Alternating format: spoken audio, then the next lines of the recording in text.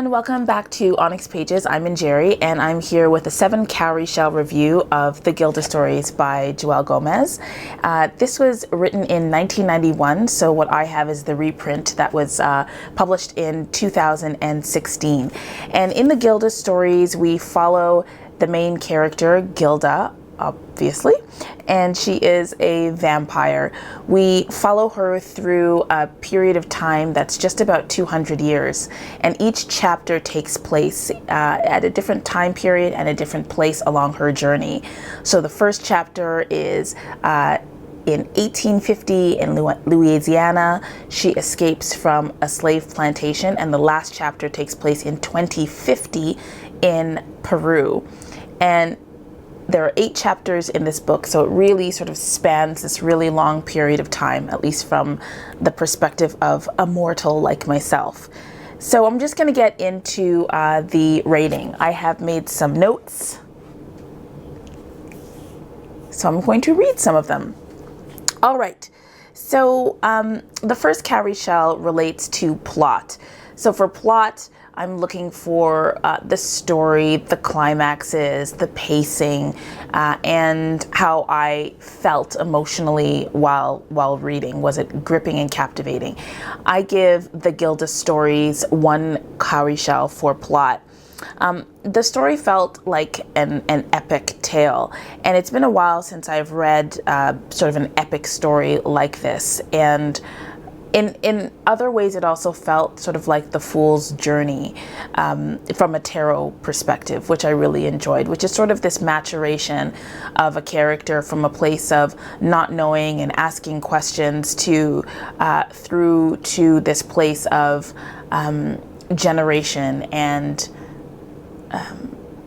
joy after having received and learned a lot of different lessons along this journey and ready to start a new one. So it very much felt like the major arcana in a tarot deck. There wasn't one discernible crisis in the story, so each chapter had its own plot arc. There were certainly characters and storylines that wove through and spanned the 200 years, but each chapter really did read like its own story in her life, and she learned lessons as she went along from place to place, time to time, and as the reader follow her from chapter to chapter. Now, even though the chapters felt a little bit separate, it didn't take away from this overarching question, which felt to me to be how do we build family? How do we come into our own when we've made a big change in our lives, or a big change to our lives? And is rest possible? Will we be able to rest with our loved ones and be at a place of peace with all of this going on in the world around us? So I really appreciated the plot and gave it 1 cowrie shell.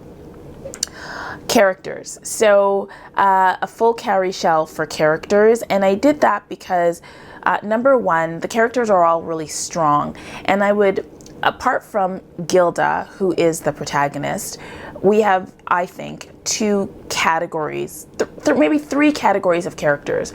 So we have her vampire family members, we have her mortal chosen family who are sprinkled through time in different locations, and then we have the world.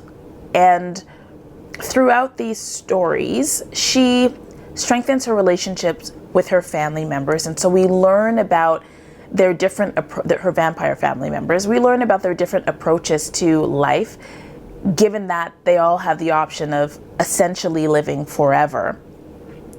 And with her mortal family members, I think that's a way that Gomez was able to talk to us about the history of each time period through the lives and the yearnings of these humans that she met throughout the way. Some that she had really intense relationships with, some who were sort of just passing through. So those characters were sort of less developed because we didn't really see them for long periods of time, but they definitely left their imprint on her in a way that changed who she was and changed and contributed to her development as her own self. And then the people in the background were really helpful because that's how we learned about the culture and the politics and the economic relationships, and in some cases the religious relationships between the people in the communities that she found herself living in.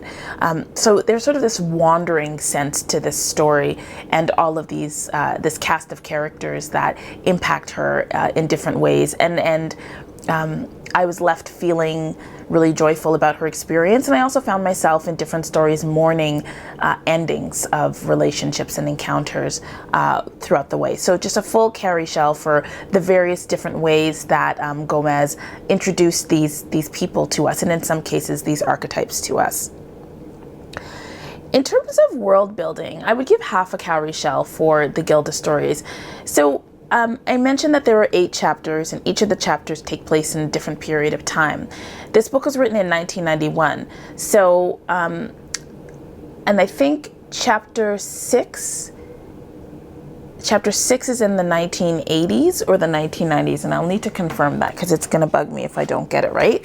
So chapter 6, is 1980, takes place in 1981. And then chapter 7 takes place in 2020. 2 years from now, and chapter 8 takes place in 2050.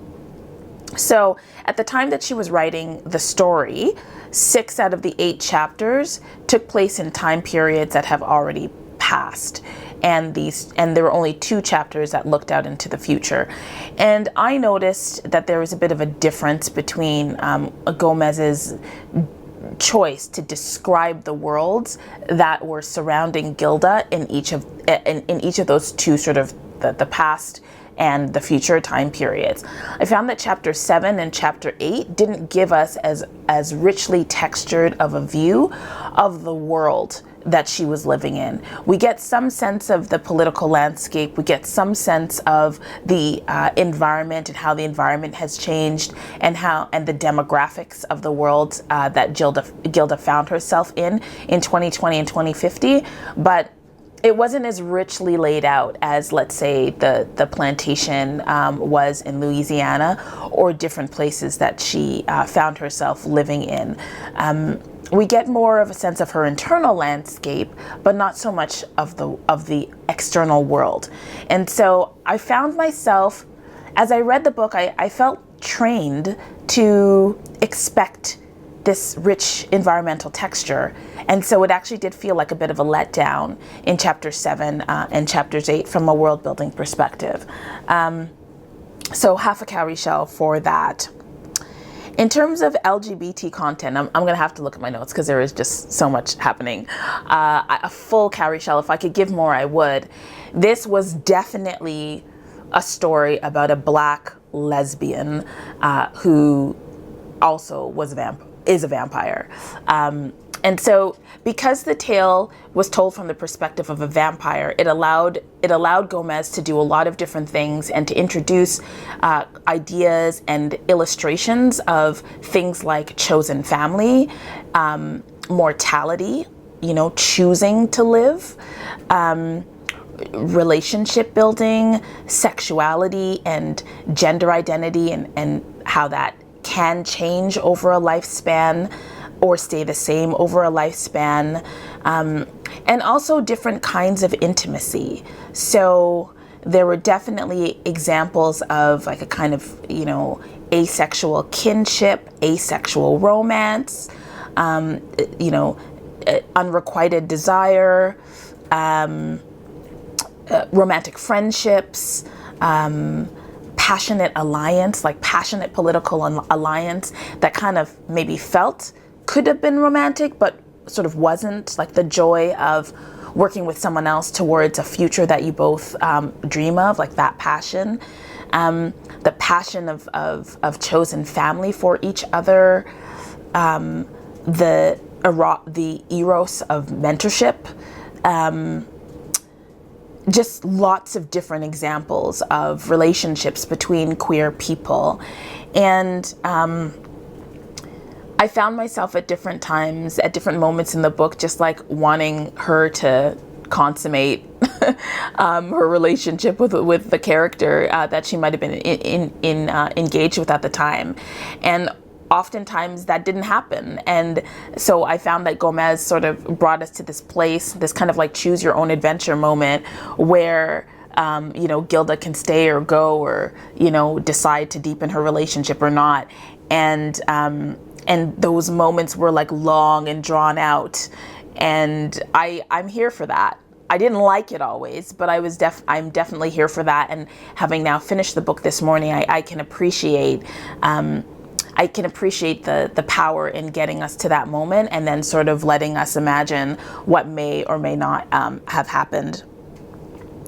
I found Gilda to be really ethical in her choices and her decision making, and it was really clear that she was driven by a set of really strong morals about how she built her relationships and how she treated the mortals who she met. And as you know, if you've read a lot of vampire stories, or even if you've watched, you know, one movie that shall remain unnamed, you'll know that vampires engage in a lot of non-consensual behaviors.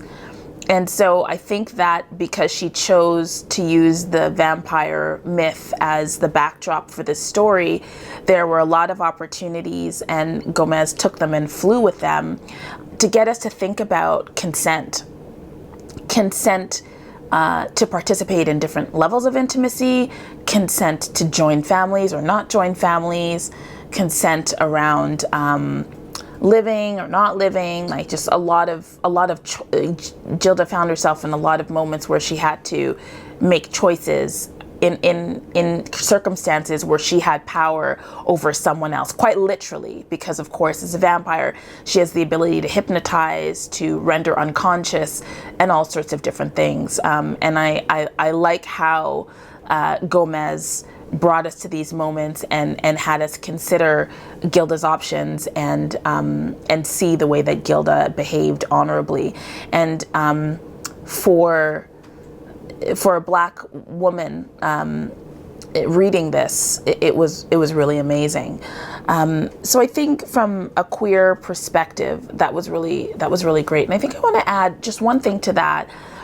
In the intro to the book, where Jewelle Gomez talks about how she came up with this idea, she tells a story of her walking down a street late at night, and these two white men catcalling her from the street.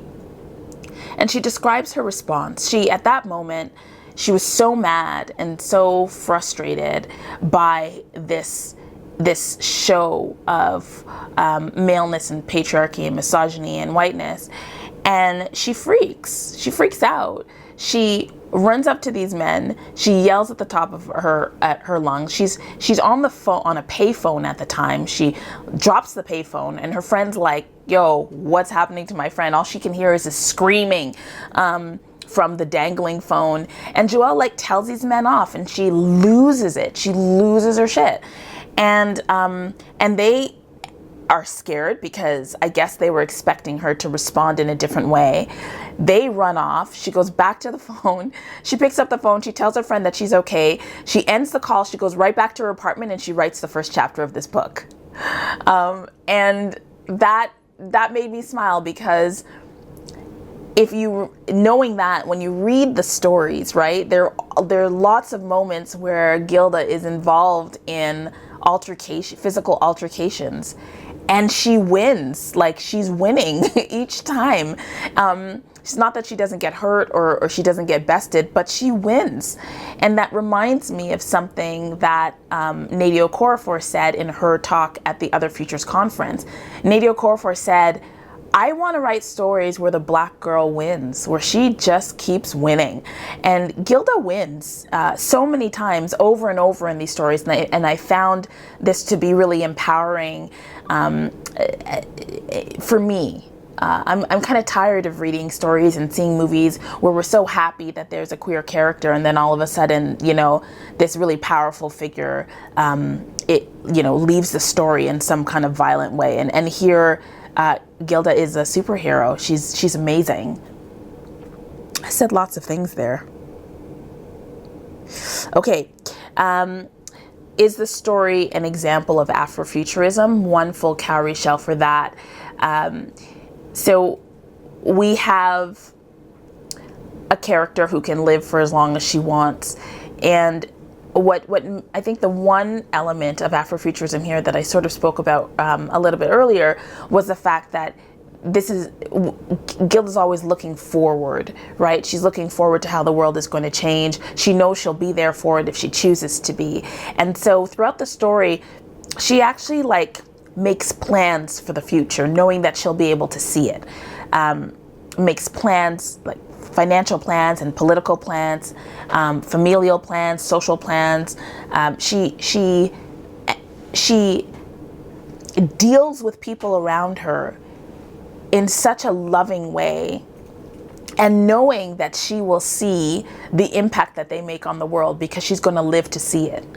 And so there are a couple of activists that she meets along the way, and the way she speaks about them, the distance that she keeps from them, but the way that she supports them, it felt very Afrofuturistic to me. Because she was investing in a better place. And because this story begins in 1850 in Louisiana, and it ends 200 years later in 2050 in Peru, we know at the moment that she becomes a vampire that she's not going to be in that world space forever. And so she can project her ideas and hopes and dreams and map them onto a future plane. And she does that beautifully and with such grace. And I think that the fact that she is an Afrofuturist character, because she is that, she treats people really differently, especially in these moments of violence. And I can't give you more details because you should read the book. All right. Challenging societal norms, a full cowrie shell for that. And I think the only thing that I'll say about this is that Gilda wins throughout the story, and she wins in a lot of ways. She wins in terms of her ability to maintain her sexual orientation against the pressures of others to conform. She wins in her ability to maintain her expression of gender and to thrive from that place. She challenges what people believe, like over and over again. She challenges what people believe a Black woman can accomplish. She does that over and over again. And so I think there's so many ways that the book challenges norms. And I lied, because I do want to say another thing. The book does challenge the norm of family, traditional blood-related nuclear family. And that is amazing. Okay, I have another thing. Okay, this book is challenging lots of norms that I have strong feelings about. Another way that the book challenges norms is in terms of like distance and connection.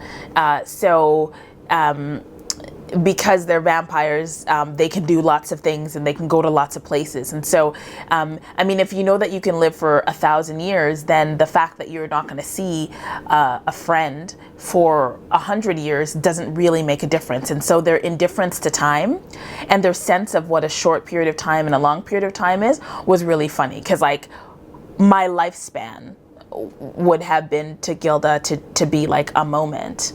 And because she spends time with mortals, she does have to deal with the passing of people who she cared for as she continued on in her own age. And I think it challenged the sense of what it means to be close to somebody.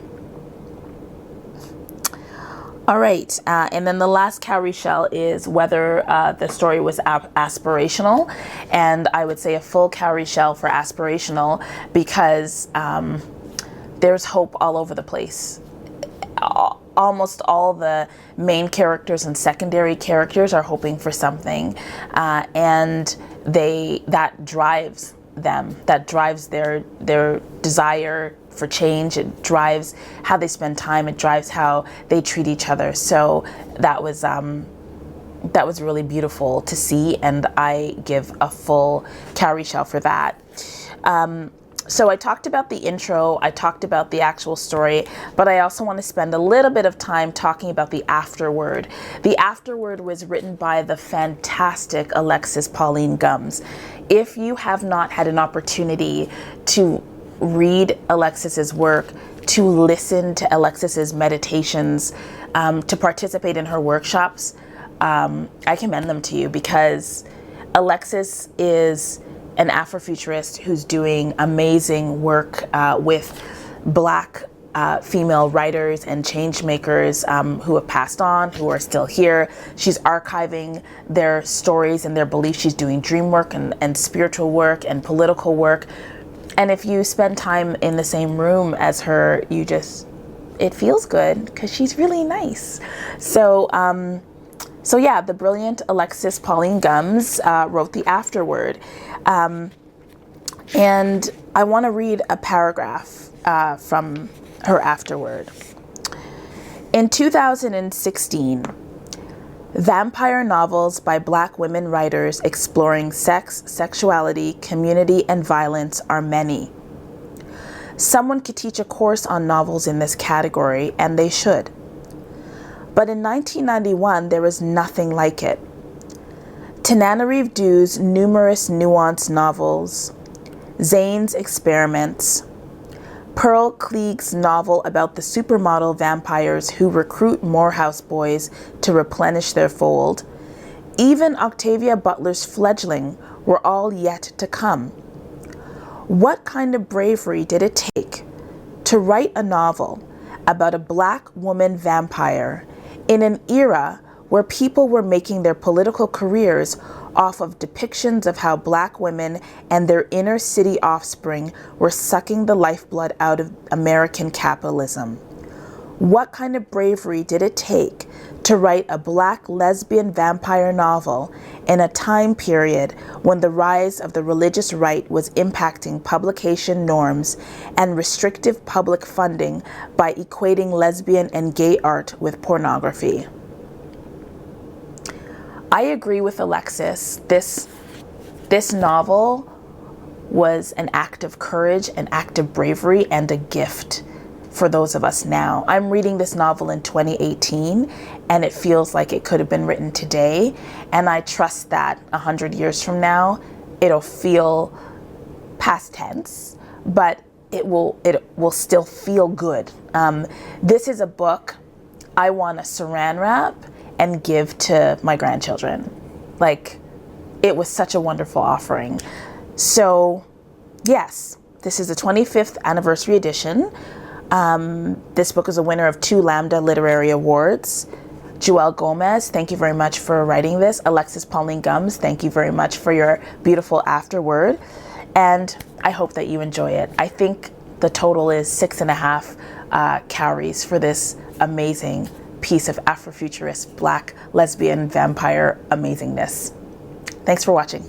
Bye.